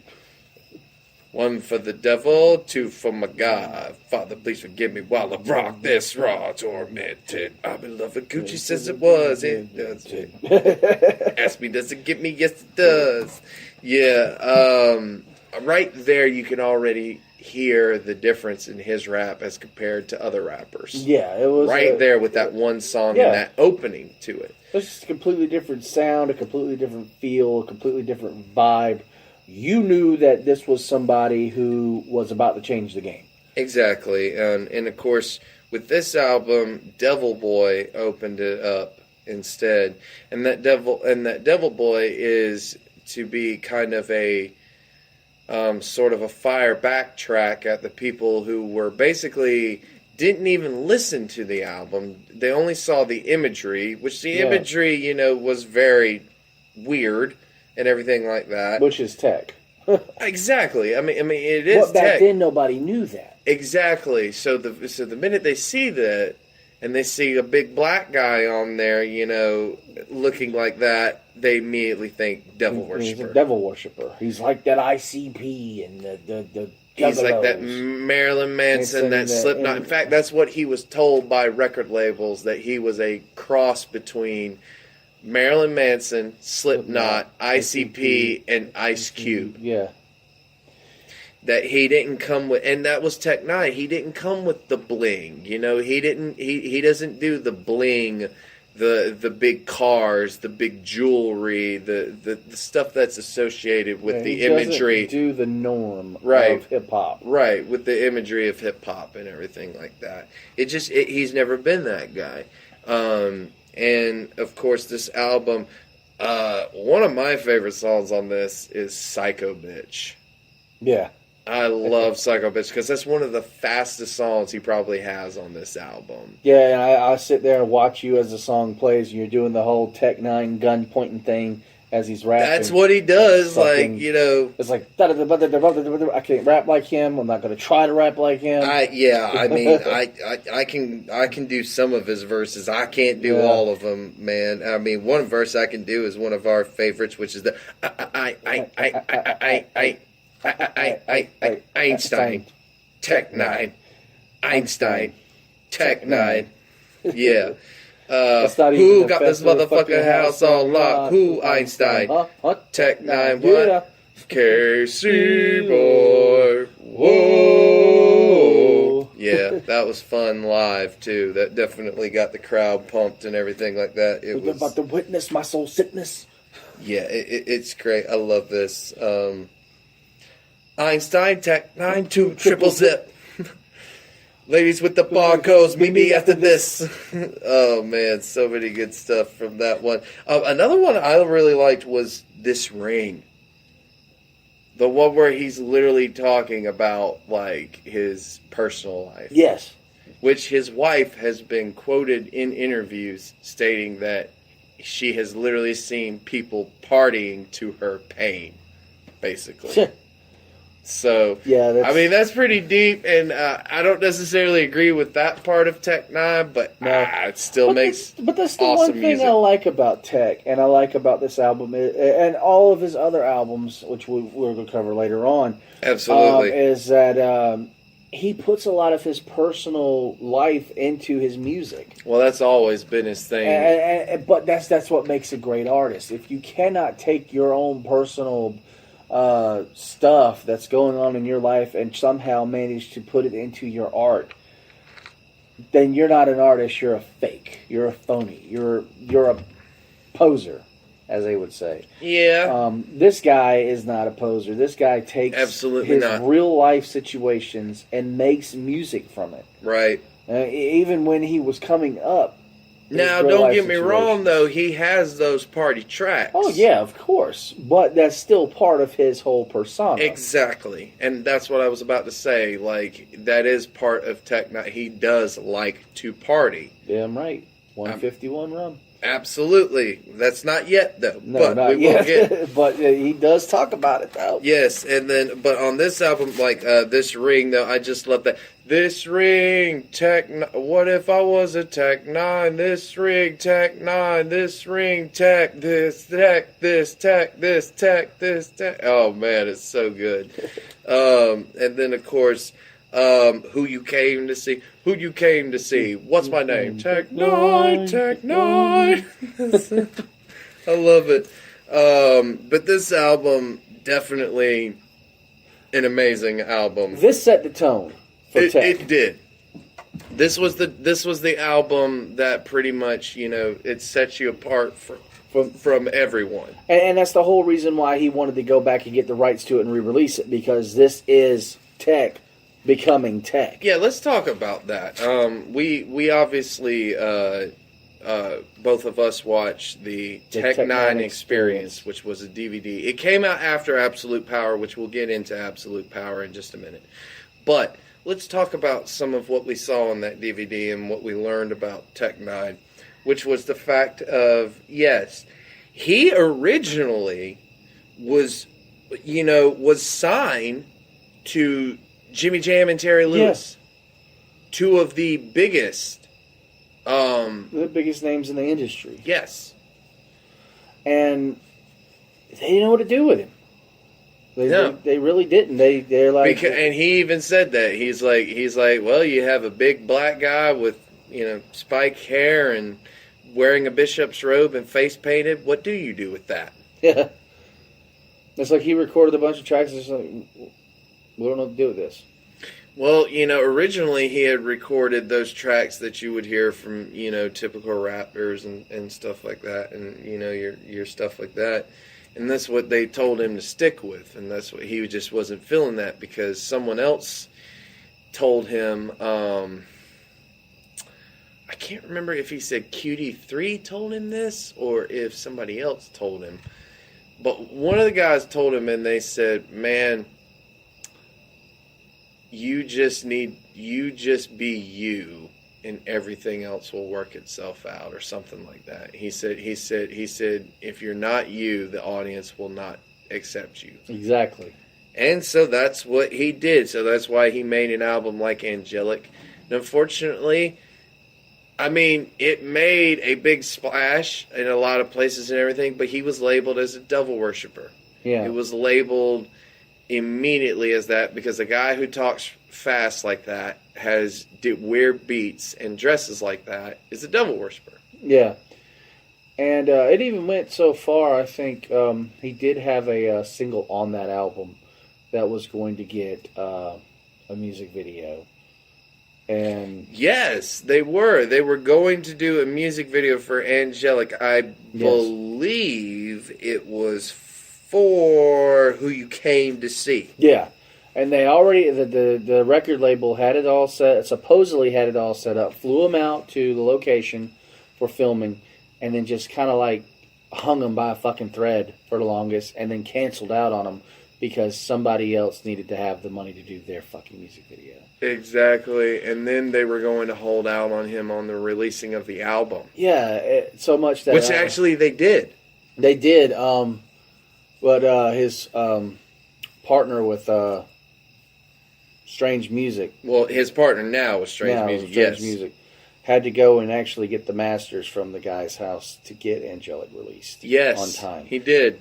And I bet it wasn't as simple. Hey, could you do that for me, please? No, it probably involves some gang-related activities. That's what they made it sound like. That's basically what it says. Like, me and my entourage had to go over there at 12 o'clock midnight and knock on this motherfucker's door to get these masters, to get this album released. Mm-hmm. So Tech went through a lot of BS in his early days just to get At that times he felt album. like giving up. Too. Yeah, and he was broke. He said he was broke a lot of the time. Everybody's seen his fucking face plastered on billboards. He was selling albums. He was on the radio in Kansas City. But he wasn't what we would call blowing up as far all around the place. No, and he was still fucking broke. And a lot of things had to give, and his partner, I forget his name, so we'll have to come back to him on the next episode. But his partner looked at his music, and he was already a fan of it. But his partner was already a millionaire, right, from a business that had already exploded for that guy. Mm-hmm. So he looked at Tech Nine. He was a huge fan of his music, and he looked at his business dealings, and he looked at this, and he just said, "Man, Tech, you should be selling a lot more. You should be doing this much and stuff like that." He's just like, why don't we start our own music thing, and we'll get your music out the way that it needs to be. He was just like, that's exactly what I want. So they had to go through a bunch of bullshit to get Angelic released. So far as to the guy who they wanted to break away from told them that, no, you still owe me more music. You still owe me like another album. I'm not getting my money off of you. So he was like, okay, well then if I give you an album, will you release me from my contract, basically? He's just like, sure. So what did Tech do? He did not put any thought or process into these songs. They were shelved songs off of this album called Celsius. Yeah, it was a bunch of songs that he had already recorded that never got aired, never got put on any album, and it was basically a fucking mixtape. Yeah.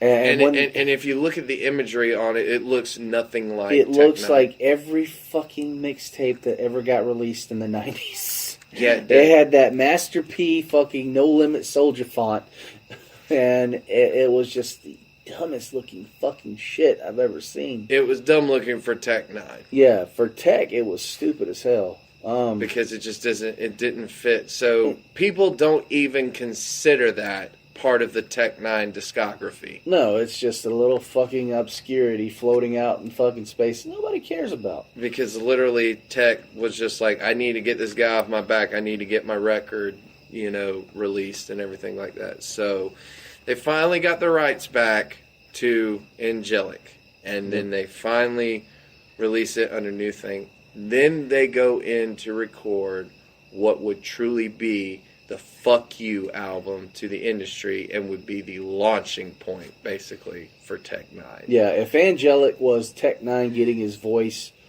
the next album after that was Tech Nine gaining his independence. Yes, absolutely. We're talking about absolute power, which is exactly what it sounds like. It is giving him absolute power to do whatever he wants in his music, to talk about whatever he wants, to do it the way he wants to do it. People said that he rapped too fast. And so he rapped faster. Exactly. I agree with that. I mean, like, it truly was. Like, I thought Angelic was a Fuck You album. It wasn't. No. That was just him finding his voice, him finding his sound, and telling a story. That was him putting his middle finger up but not screaming it out. This one is him, both birds, blaring, screaming F you to everybody he sees, and then some, with a megaphone in his hands.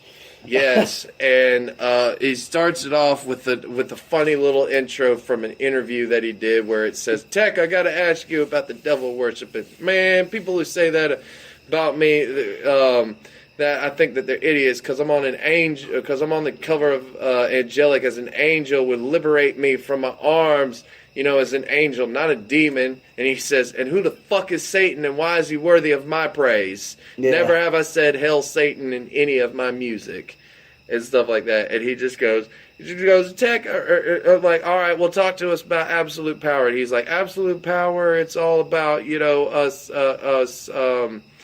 causing a lot of fuck you to the industry, and it's also about talking about Angelic doing hella shows, kicking it with chicks, and he's like, man, I see you breaking out in a sweat right now, and he's like, man, I'm high, I'm rolling like a motherfucker. Man, I'm high right now, I'm rolling like a motherfucker. I just love the way he said, I'm rolling like a motherfucker. But it was a great way to open up the album, a little funny way to open up the album. And before then, of course, gets into the serious song. Yeah, where it's just like, the industry's a bunch of fucking punks. Here's what they said. Well, Tech, your drum and bass might not go well with urban music, and your hair is so not black. I mean, what is that, you know?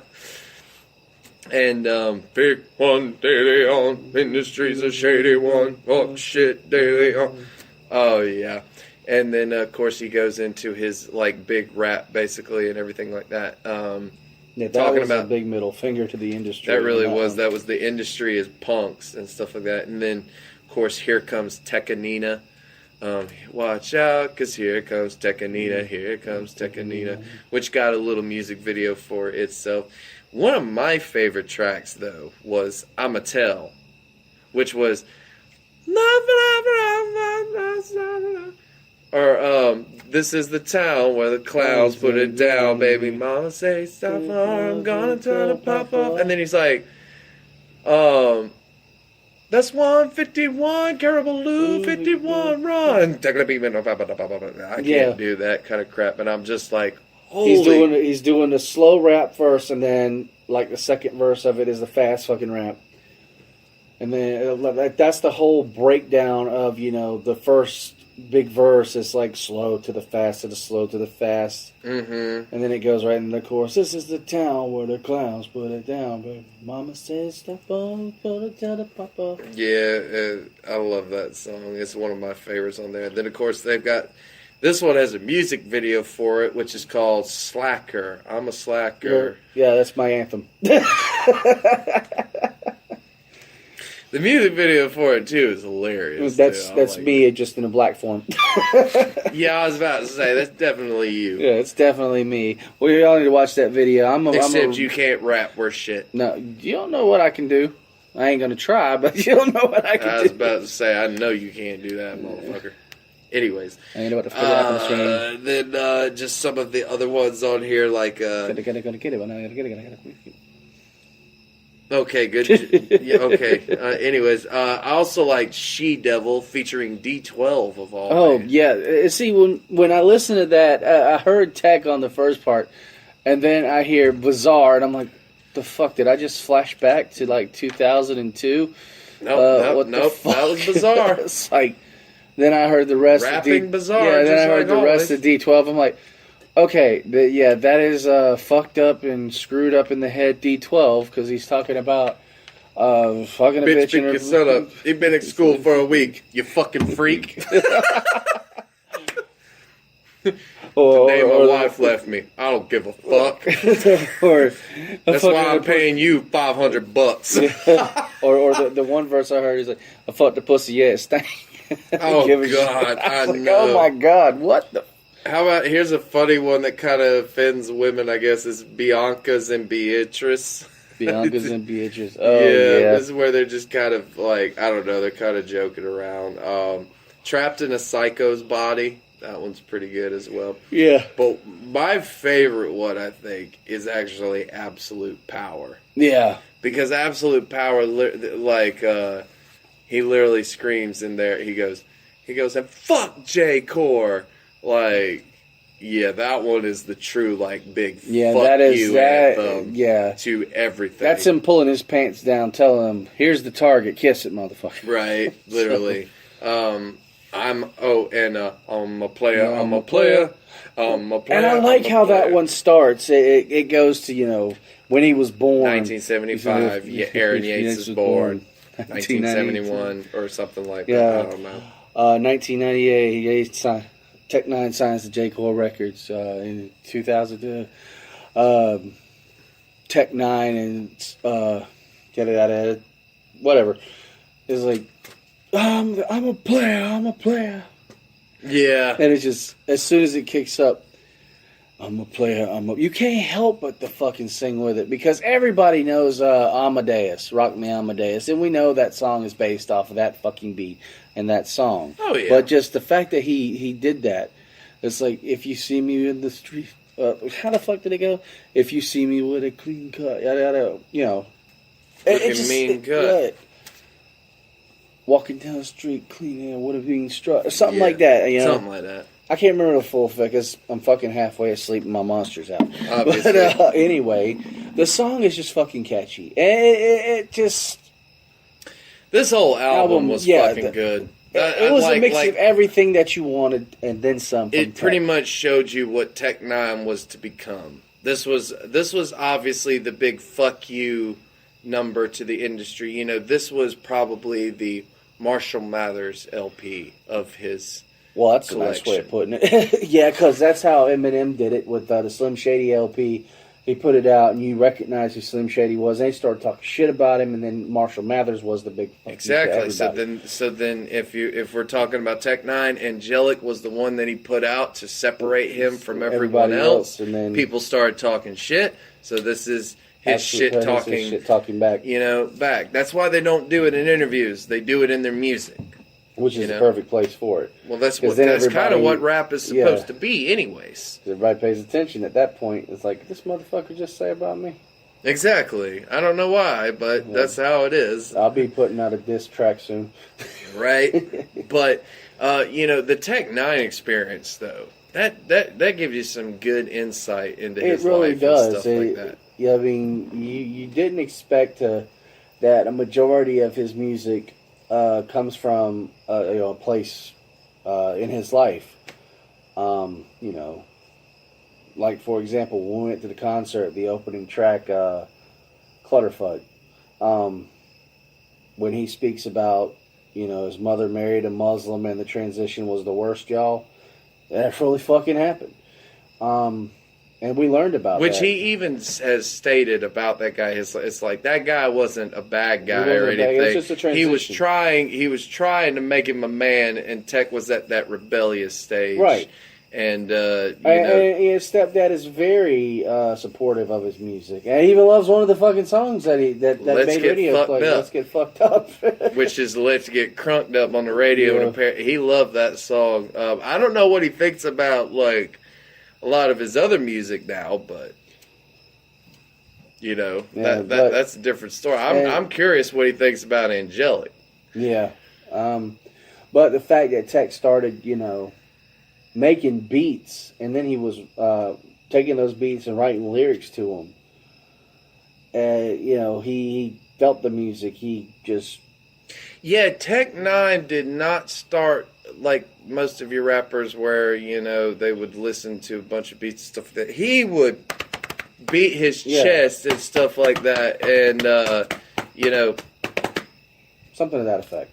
Right. That's what he did on the thing, so I don't give a fuck. I'll do what I want. I hear you. But, anyways, he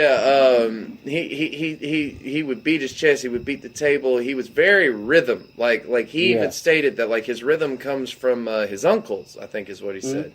His uncles would play drums and stuff like that, and then, he would get his, like, gospel and stuff like that from his mother and all that stuff, and then, of course, he would get the rapping from all of the... from what he heard from his neighbors, his friend. Yes. Because his house was filled with gospel music. Mm-hmm. But his best friend, they had all rap albums or the hip hop albums and all stuff like that. He would listen to that, and that was what caused his love for music. Yes, and that's like why he's able to stay on beat when he raps. Yeah, because he continues to hear the beat and feel the beat, and he's like one of the only people that can do that, too. Yeah, it's very rare to find somebody like that. Which, I mean, even he gets off of the beat at times, but he does it on purpose. Yeah, he does it on purpose, but he's in tune with every beat and every, musical note. Even when he freestyles. Yeah. There's a freestyle that he did on Sway in the morning on Cyrus XM, and it's literally from, off the top of his head freestyle, and he does it on beat. Like he's on with the beat, and I'm going, oh man, he's just a different type of MC. Yeah, he is.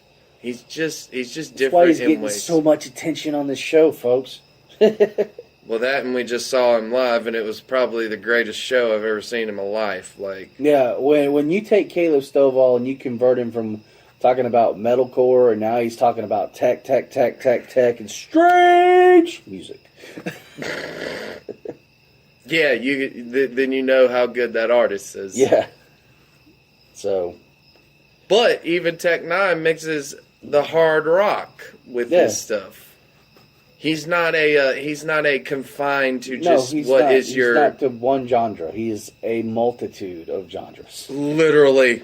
I mean, literally go and listen to all of his songs and tell me a song sounds the same. I'll go ahead. I'll wait. I'm sitting here, and the first thing that just popped in my head was like you were transitioning over into some fucking Vince Russo shit. Because I heard a little Vince Russo in that, and I'm like, How the hell did you hear Vince Russo in that? You kind of like slid into that northern act, that up north accent a little bit. You go ahead and listen to some Tech Nine songs and tell me if there's any genres in it. I'll wait. That's what I heard. I was like, no, he didn't. I was trying to give you the swerve, bro. A Tech Nine song, he's giving you the swerve, man. You think he's rap? No, bitch, he's rock. No, he ain't even rock no more. That he ain't even rock. He's dubstep, motherfucker. He's dubstep, motherfucker. He ain't even dubstep no more, bitch. He's fucking metalcore. He's got you mosh pitting and shit. Yeah. So, literally. But yeah, he's just a different type of individual. And here's another quick fact about Absolute Power. It was when that album came out at the time, that whole thing about downloading music free on Napster at the time and other stuff. Britney Spears and Eminem and all of them were battling against it. Tech Nine was one of the first to actually use it. Yeah, he offered the whole album for free. Yeah, he and said, even did commercials. Yeah, he said, "Hey, download my album." Tech Nine, and his album sales tripled in a week. Mm-hmm. So yeah, I mean, it just speaks volume. If an album's that fucking good, people are going to want to buy the physical copy. They are. So, and these days, nobody even wants a fucking physical copy. It's everything's digital. See, you say on that Spotify. But see, that's the thing is that who really buys physical copies of anything unless you're a collector these days? Most of your album sales come from iTunes or Amazon or Google Play Music, or you're listening to it on Spotify, and they're getting paid off of that too because they provide their music. So they receive funds from Spotify when people do like you have. The subscription service. I mean, yeah. I mean, he was smart enough to see the future at the time and utilized it to push himself and elevate himself into legendary status these days. Yeah. So I agree. I mean, he's just a different type of artist. He is. He's real. He's multiverse in a way, like he's very he's very versatile. Right? Yeah, he's very versatile. He could go into any situation in music and be just perfectly fucking fine. And but he even brings it up in his music and in interviews. He's like, why does everyone need to sound the same for it to be acceptable? Why Like if everyone sounded the same, if all of those people back in the day sounded the same, then we would not have had the Beatles, Elvis, Johnny Cash, all those people. We would not have had that kind of music if it all sounded the same. Exactly. But now in today's music, it's like if you're rock, you have to sound a certain rock way. If you're metal, you have to sound a certain metal way. If you're hip hop, you have to sound a certain hip hop way. And that's the problem is that there is no differentiation in music. When Linkin Park come out, everybody, oh, they're rock, and then all of a sudden they went a different route, and oh wait, they're alternative, and then they went to now they're pop. No, they're not anything. They're just fucking making music. Same thing with Tech. Tech's not fucking hip hop. Same thing with Korn. Korn.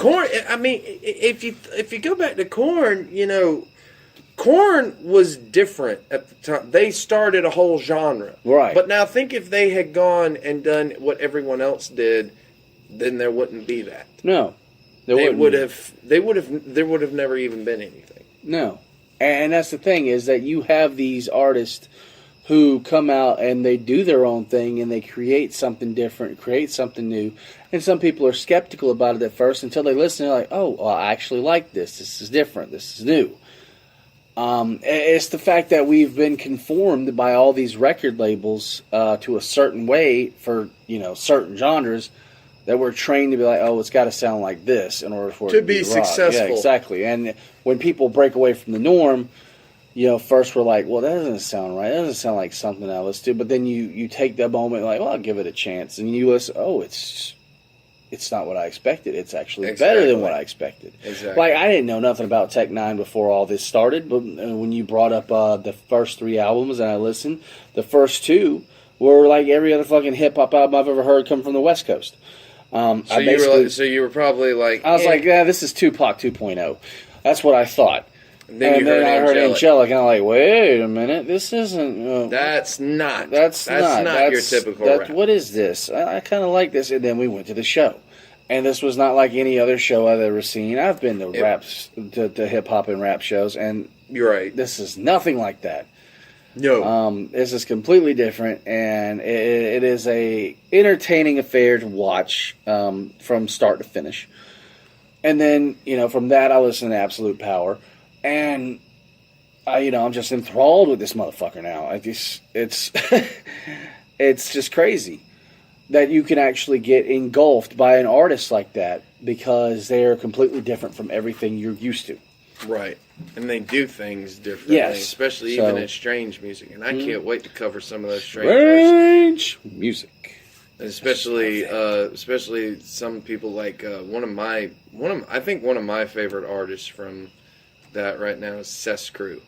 Yeah, I've heard you talking about them quite a bit. Yeah, the duo rap.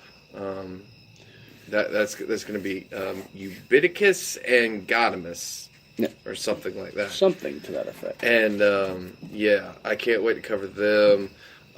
Chris Calico by himself, who is Tech Nine's right hand man. Yes, he does do his own. And yes, he does do his own tours. And Tech comes to his shows if they're in the Kansas City area. So they're not touring all the time. As far as like, does Tech Nine go with Chris Calico everywhere he goes? No. But Chris Calico goes everywhere Tech Nine goes. Yes, that's just. Sometimes in life you just find that one person that you have the most chemistry with. And it's hard to break away from that person. Even though you want to focus on yourself, it's just they have a bond and a chemistry that is just unlike any other in the music industry. And that's why they're able to come up with just these awesome epic songs together. Yeah, this is very, very true. But don't worry, we're going to cover more Tech Nine. We're going to put a bow on this one, but we are going to cover more Tech Nine and everything as next week we will be talking about Ever Ready, the religion, and as well the psychomentary documentary that Tech Nine has. It's a nice little documentary about where he was at the time before he goes into the album that we're also going to talk about, which will be Killer. That's right, Killer. Sounds like Thriller, and it might as well be because it's basically Michael Jackson's cover of Thriller, just with Tech Nine and a straitjacket on it, and it says Killer. So that's going to be an interesting one, but it has like 32 tracks on it, so it's a long album. I'm assuming. Of course, a lot of rap, CDs have about 20 to 25 tracks. So, but I'm very much looking forward to covering that. And then the week after that, I'll go ahead and tell everyone what's going to happen. The week after that, make sure you join us for KOD. That's right. If we thought Angelic and Absolute Power was his fuck you to the industry and his finding his voice, this album was one of these albums that solidified Tech Nine, because KOD was, there's a big story behind it. It's a very dark album for what I understand and everything like that, so we're going to cover that. We're also going to cover its EP, The Lost Scripts of KOD. And, Chris, this is going to be really awesome. There's a live DVD.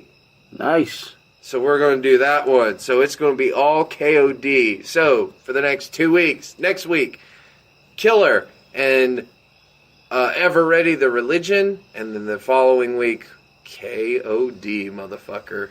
Yeah, it's going to be good. I can't wait for it. It's all Tech Nine, baby. We can't wait here. And we're going to cover it right here on Shootin the And it's going to be amazing, Chris. I think that's all, though, for this episode, don't you? Yeah, I think we've covered everything that we need to cover. I think so, man. Well, once again, next week, Money in the Bank, NXT TakeOver, Killer, and Ever Ready, The Religion. It's going to be awesome. And we will see you right back here next week on Shootin' the. We're also on Deathlock Productions and Touch My Bass Productions. Check us out on any one of those pages, YouTube and Touch My Bass Productions. It's where you can find us. He's Chris Dickens. I'm Caleb Stovall. Peace. Everybody peace the evil symptoms so you know when sexual activity happens.